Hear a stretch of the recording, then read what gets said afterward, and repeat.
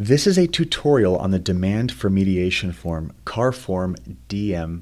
It's just 2 pages long, pretty simple, pretty easy to fill out, and we'll go through together.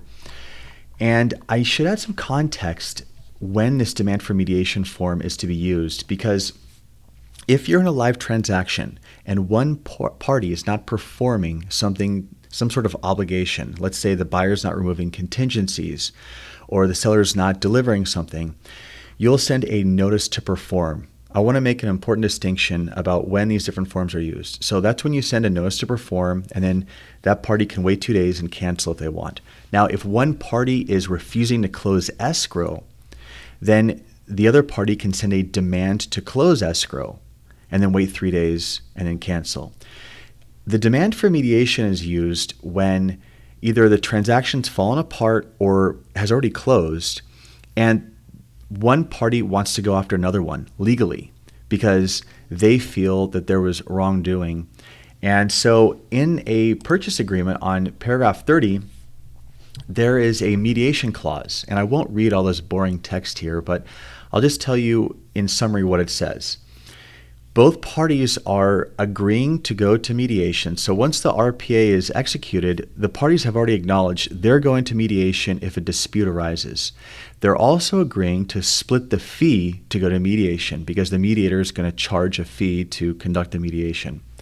And then it also says that if one party sues another one, like let's say your client just sues the other party in small claims court after closing for whatever reason, well, if the prevailing party is due reimbursement for attorney's fees or filing fees or court costs or whatever, then, and they skip mediation, they forfeit getting reimbursed for their fees, even if they would otherwise be entitled to it. So that's what this paragraph 30 is.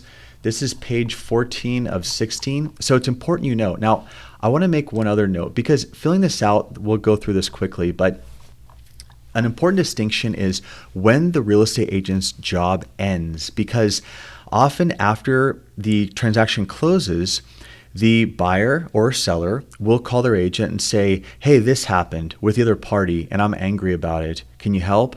And the agent has been so helpful for so long and is so accustomed to being the fixer or problem solver.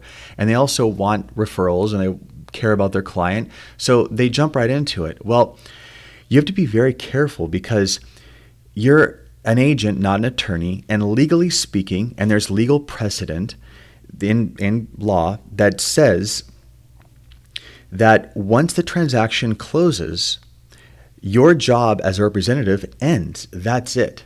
And so I always tell agents at the end of closing, exchange information between parties.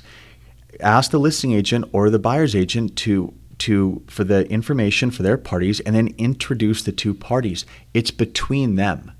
And this is, so you're not in a position after a transaction closes to negotiate a settlement on behalf of someone else. You're practicing law illegally. I mean, I know it sounds extreme to phrase it that way, but as a compliance officer, I'm telling you what it is in terms of just in a vacuum, what you're doing. And so the demand for mediation, I'll tell you this, often when a client calls you and says, help, the seller did something and it cost me a ton of money and I'm angry and I want to go after them, help me out, call the listing agent, demand this.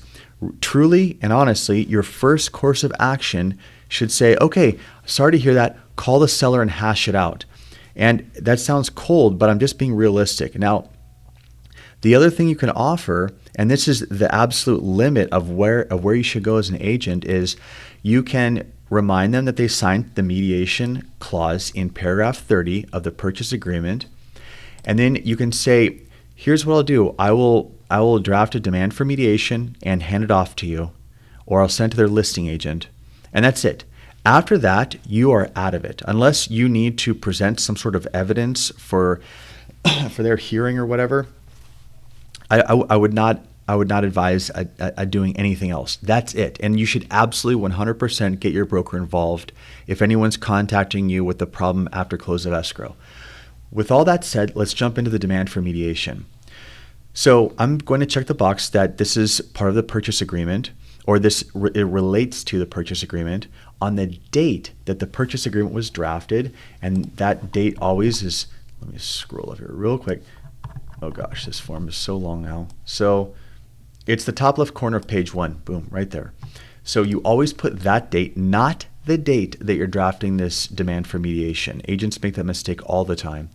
You'll put the property address, names of the parties.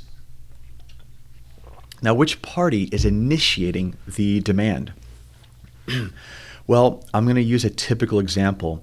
The buyer closes escrow. The buyer's frustrated because there's damage or something happened, or maybe the seller broke something when they moved out or took something that they shouldn't have, like curtains. So we'll just say that we'll check the buyer box, hereby demands mediation in an effort to resolve the following dispute. And now I just wrote, the seller left the water heater on in the laundry room during the move out, which caused a flood that resulted in $1,500 damage.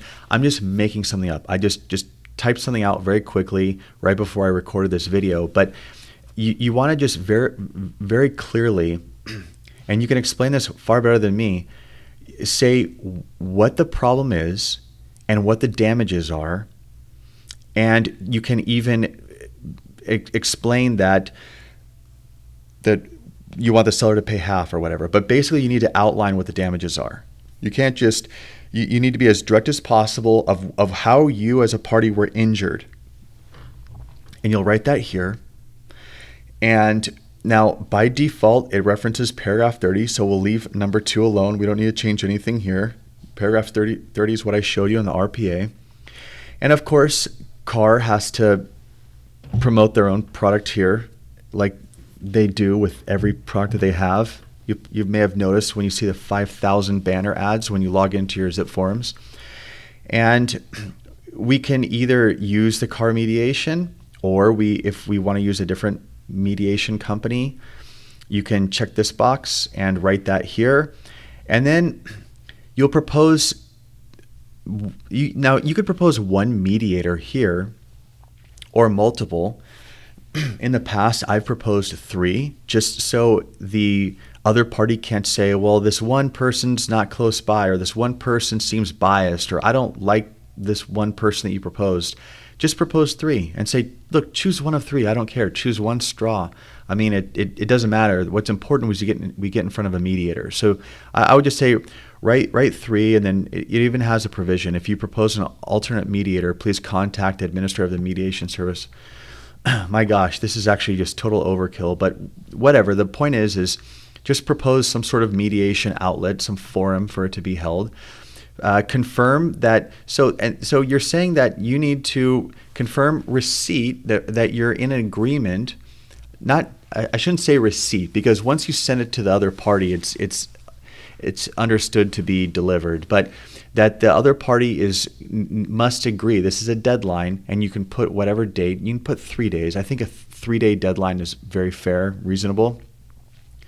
And now this part right here, you can put who's going to receive the written notice of agreement. Don't put your info here as an agent. Please do not. You are not the legal representative of your former client. Once escrow records, they're your former client. They're a past client. You're not authorized to act as their de facto attorney. So this should be filled out with the name and information of the party that's initiating the mediation. And then, of course, it says if they don't acknowledge by this time listed up here, then it should be interpreted as a refusal.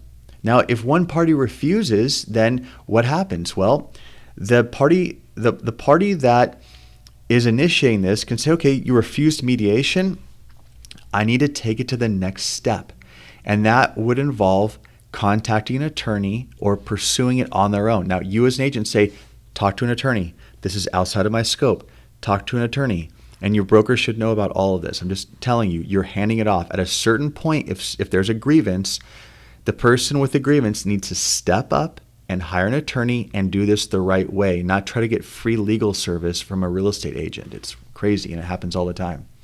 All right, party initiating signs. That's it. We're done with the demand for mediation.